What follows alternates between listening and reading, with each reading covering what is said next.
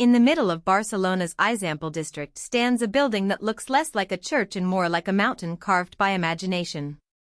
The Sagrada Familia is officially the Basilica I Temple Expiatory de la Sagrada Familia, a Catholic basilica that has become one of the most recognizable structures in the world.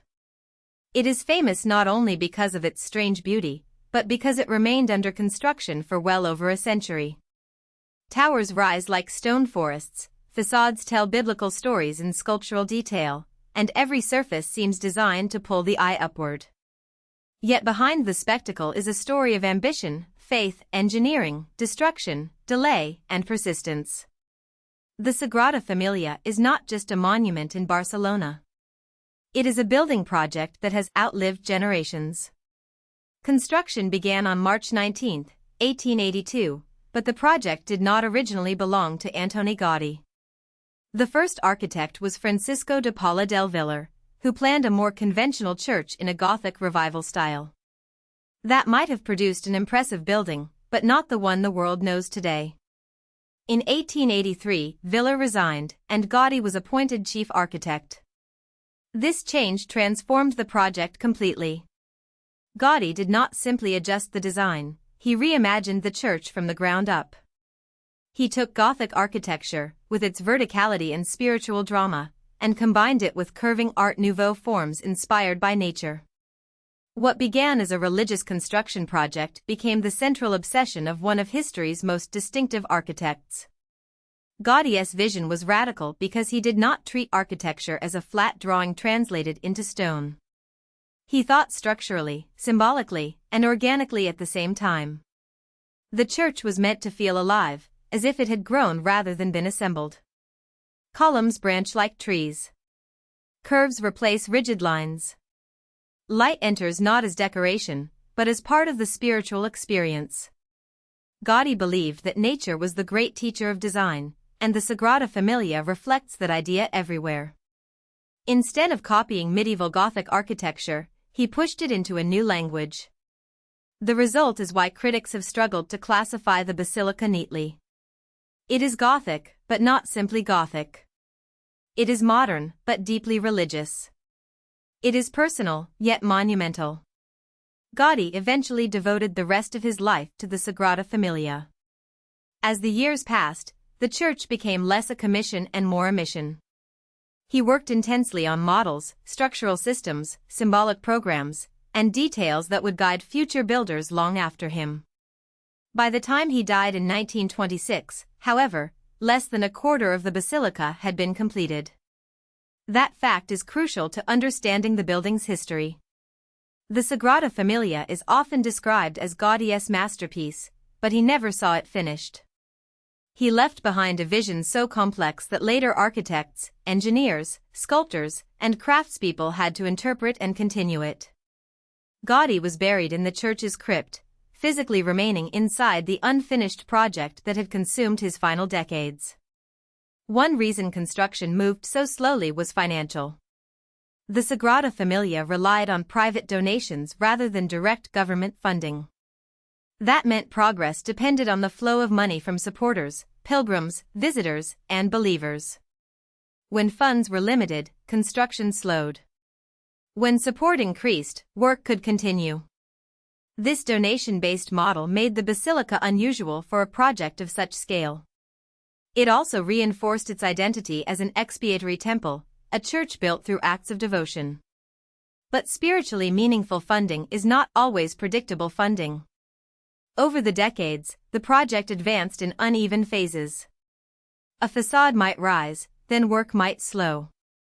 A tower might be planned, then delayed. The building's slow growth became part of its legend, turning unfinishedness into a defining feature. The greatest interruption came during the Spanish Civil War.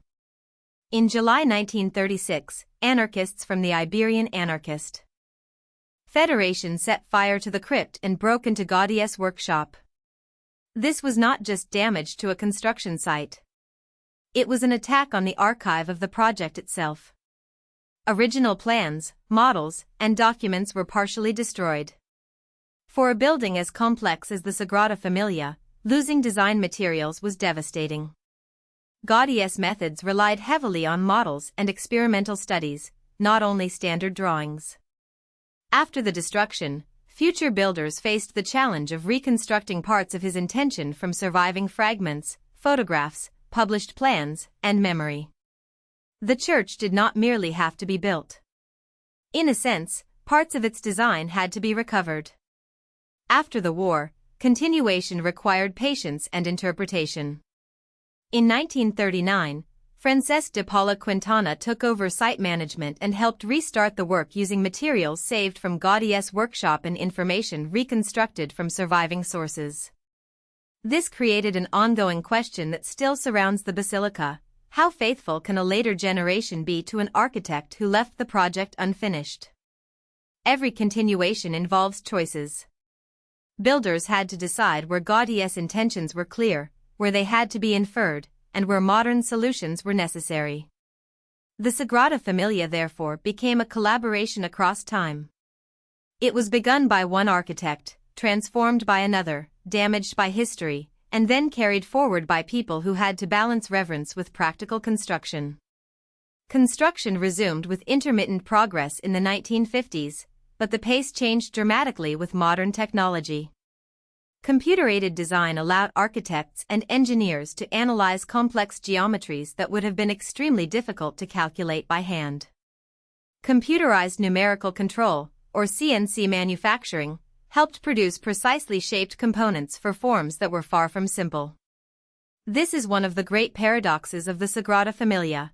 A deeply spiritual, handcrafted vision became more achievable through advanced digital tools.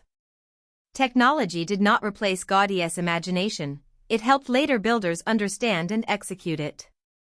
By translating intricate curves, structural relationships, and sculptural pieces into workable data, modern methods accelerated progress and pushed the project beyond the midpoint by 2010. The basilica's status grew as its construction continued. In 2005, parts of the Sagrada Familia, specifically the Nativity facade and the crypt, were included in UNESCO's World Heritage listing under the works of Antoni Gaudí. This recognition focused on the parts most directly tied to Gaudí's own hand and design. Then, on November 7, 2010, Pope Benedict XVI consecrated the church and proclaimed it a basilica. These milestones mattered because they confirmed that the Sagrada Familia was not merely a tourist attraction or an eccentric architectural experiment. It was recognized as a major work of cultural heritage and as an active sacred space. Even unfinished, it had already entered the highest ranks of world architecture and religious art. For years, planners hoped the church might be completed by 2026, the centenary of Gaudí's death. That date carried enormous symbolic power. 100 years after the architect's passing, his most famous work would finally reach completion. But like so much in the basilica's history, the schedule was vulnerable to outside events. The COVID-19 pandemic caused slowdowns that threatened the timeline. Tourism dropped, work patterns changed, and construction momentum was disrupted. The Sagrada Familia had already survived funding shortages, war, lost plans, and generational transitions. The pandemic became another reminder that this building's story has never been a straight line. Its progress has always depended on the interaction between vision and circumstance.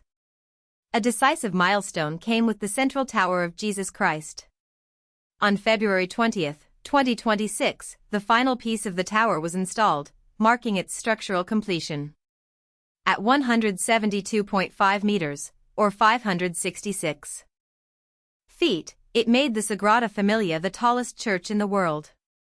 The tower was later inaugurated and blessed by Pope Leo XIV on June 10, 2026, during his visit to Spain, coinciding with the centenary of Gaudí's death.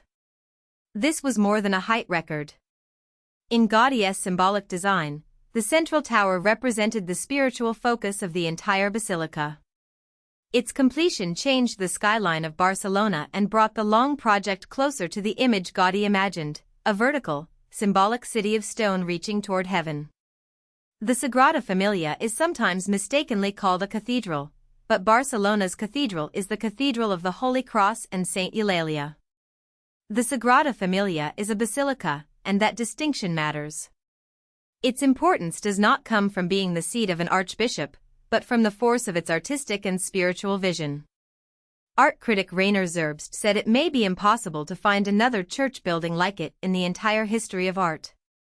Paul Goldberger called it an extraordinary personal interpretation of Gothic architecture since the Middle Ages.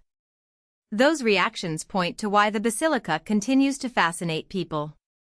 It is unfinished history made visible, a sacred building shaped by one architect's imagination and completed by generations who refuse to let the vision disappear. If you found this helpful, please like this video and subscribe for more explainers.